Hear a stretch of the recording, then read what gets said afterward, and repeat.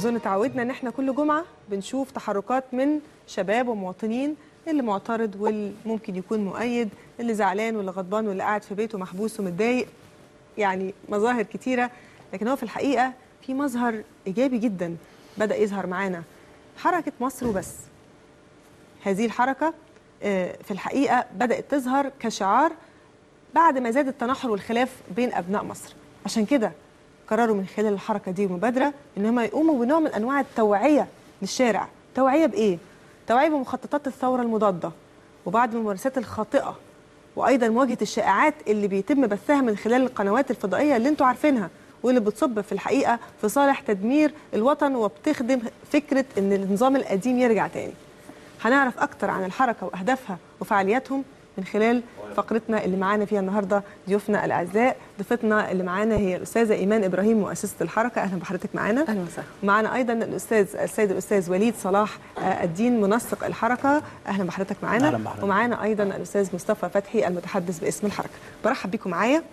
انا في الحقيقه تواصلت معاكم قبل كده لو تتذكروا في احد المليونيات، وكنت في الحقيقه مستنيه اللقاء ده بفارغ الصبر، وعرفنا ان انتم النهارده بالفعل يعني قمتوا بوقفه وشعارات وبعض التوعيه ورموز التوعيه اللي قدمتوها للمواطن. كلمينا النهارده الاول، ممكن تكلمينا عن الحركه وبعدين تقولي لنا ايه الفعاليه اللي انتم عملتوها النهارده. اول حاجه حركه مصر وبس اتاسست لما حسينا ان احنا بنتسرق، ثورتنا بتتسرق. اول حاجه سرقوا مننا ميدان التحرير. مين دول اللي سرقوا؟ اللي قاعدين فيه دلوقتي، اللي بيقولوا على نفسهم ثوار. ايوه. وانا لا اعتقد انهم ثوار، لان السائر الحق لا يمكن يخرب ولا يقفل مجمع ولا يقطع طريق. نعم. ولا يعمل اي حاجه زي كده. تاني حاجه لانها بتسرق مننا الثوره نفسها.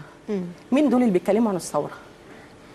الناس دي معظمها ما شاركتش في الثوره، احنا شاركنا في الثوره وتعبنا فيها وشفنا الموت فيها من يوم 28 لغايه اخر يوم، لغايه ما استلم الرئيس الحكم.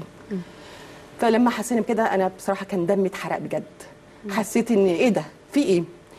طلعت جبهه تسمي نفسها جبهه الانقاذ وبتتكلم باسم الشعب. شعب مين؟ شعب مين اللي بتتكلم باسمه؟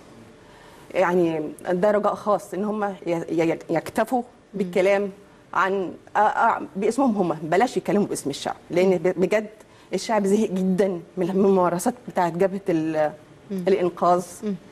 بين قوسين الله اعلم الناس دلوقتي مسميها ايه. فالحركه بقى تاسست علشان تكون فعلا ايجابيه وتشارك بجد في اللي بيحصل، ضد اللي بيحصل من عنف وتدمير وخراب للبلد. اول حاجه الثوره كانت قايمه سلميه، ايه اللي خلاها تتقلب لعنف؟ يبقى دي الثوره المضاده. نعم.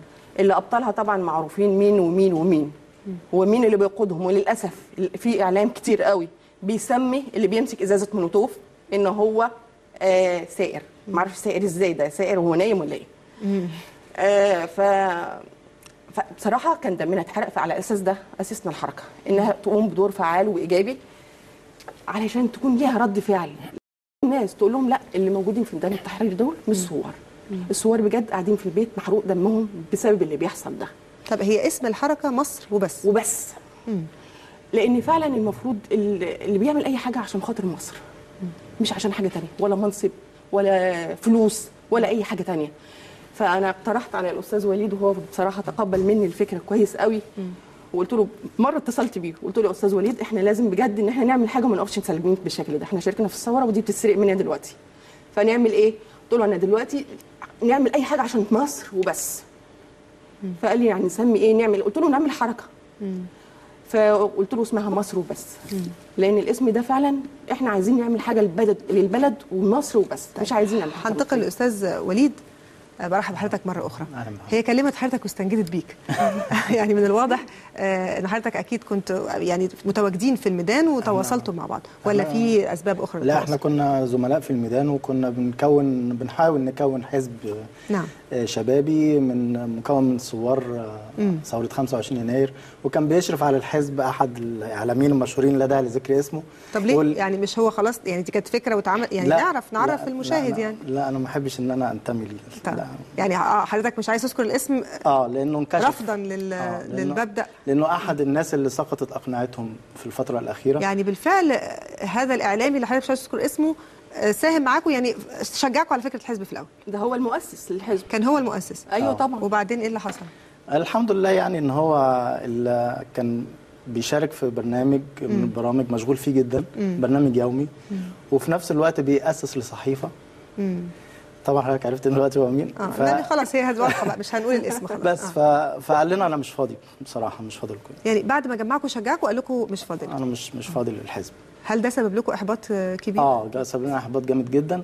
وبعد كده حاولنا ان احنا بمجهوداتنا الذاتيه ان احنا نعمل الحزب، بس للاسف القوانين الموجوده الحاليه برضو متمسكه حته لازم 5000 على الاقل عضو في الحزب عشان الحزب يتاسس، لازم على حد ادنى في كل محافظه مش عارف كام. طب ما فكرتوش في ظل يعني الموجه الكبيره والحريه النهارده بقى ان في تاسيس احزاب كتيره ان انتوا تنضموا لاي حزب ممكن يعني يتناسب مع افكاركم وطموحاتكم؟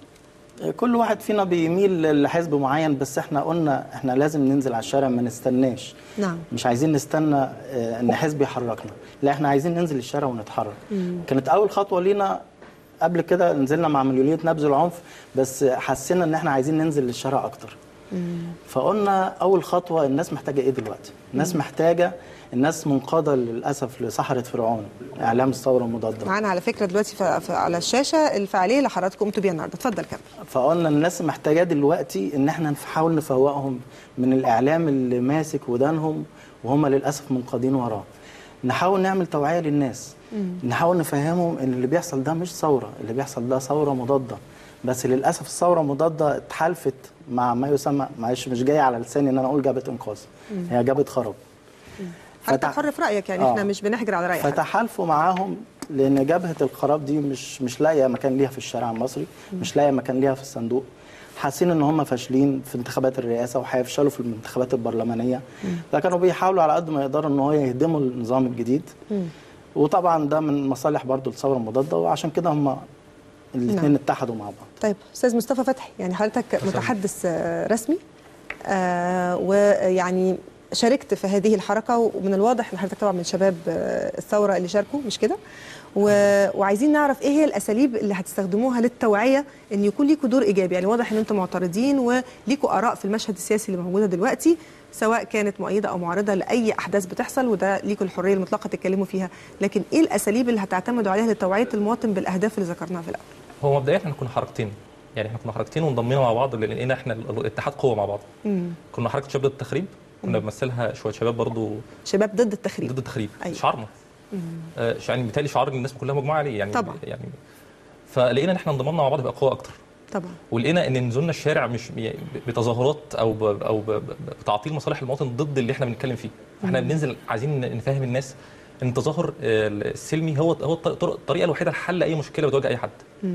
يعني ان انا اقطع خط مترو، اقطع خط قطر، اقطع طريق وعشان عندي مشكله تتحل، عمرها ما تتحل. بالعكس انا بجيب مشاكل لناس ثانيه وبعطل مصالحهم وبوقف البلد وبوقف عجله انتاج البلد وبخلي الناس يعني تتخنق مني وتكرهني. ما بالك بقى حضرتك اللي بيقولوا على نفسهم دلوقتي احنا يعني الثوره واحنا اللي عايزين نسقط النظام.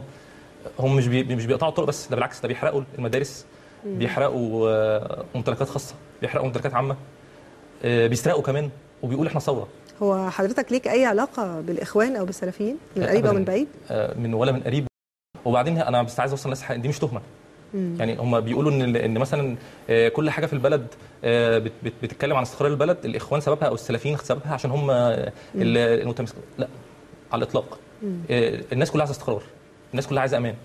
احنا ناقص نحلف للناس ان احنا والله العظيم لا اخوان ولا سلفيين. الناس حتى واحنا النهارده عاملين سلسله بشريه في شارع الهرم، انتوا اخوان يا عم، مش اخوان والله، حركه مستقله. اطلع من دول انت اخوان. هم قدروا يوصلوا للناس ان مثلا الاخوان او السلفيين جايين من كوكب تاني. او ان هم بس اللي بيأيدوا استقرار او بيأيدوا ان هم زي ما بيقولوا بعض الناس، بيقولوا اصل هم بقى ايه، قفزوا على السلطه وسرقوا الثوره. حضرتك كنت بتتكلمي على سرقه الثوره، اعتقدتك هتقولي اصل الاخوان اخذوها. لا لا لا لا بالعكس. انا مش مهم مين اللي ماسك الحكم، اخواني سلفي ليبرالي علماني، المهم يعمل ايه، بيعمل ايه الانتاج اللي هيدهوني. اهم حاجه بلدي مصر تقف على رجليها. انا بقول لك فعلا بجد شعار مصر وبس، ده بيعبر عني، بيعبر عن اللي جوايا. اللي يخدم بلدي واللي يخليها يرفعها لفوق انا معاه ان شاء الله. يكون ايه حته ان انا اخواني ومش بلاش التفاهم، يعني بلاش ان هم يستهيفوا بعقولنا قوي كده. انا مش عايزه اقول اكتر من كده، بس دي تفاهه.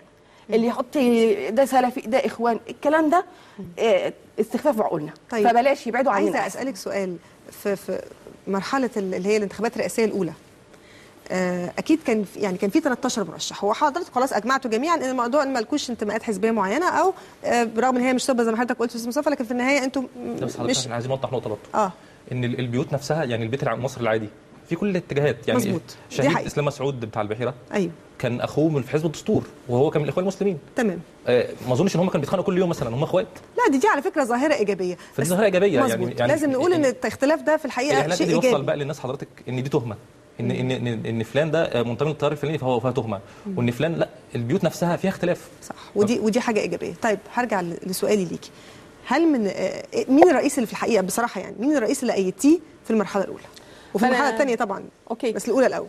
كنا كلنا طبعا مع واحد كان مننا، ودلوقتي المنطلق عليه المفروض يعني ان واحد خمينا. كنت مع طبعا بقيت حمدين صباحي، لان احنا افتكرنا النسخه الثانيه لجمال عبد الناصر، كلنا كنا بنحب جمال عبد الناصر. فللاسف انا كنت مشاركه كمان في حملته،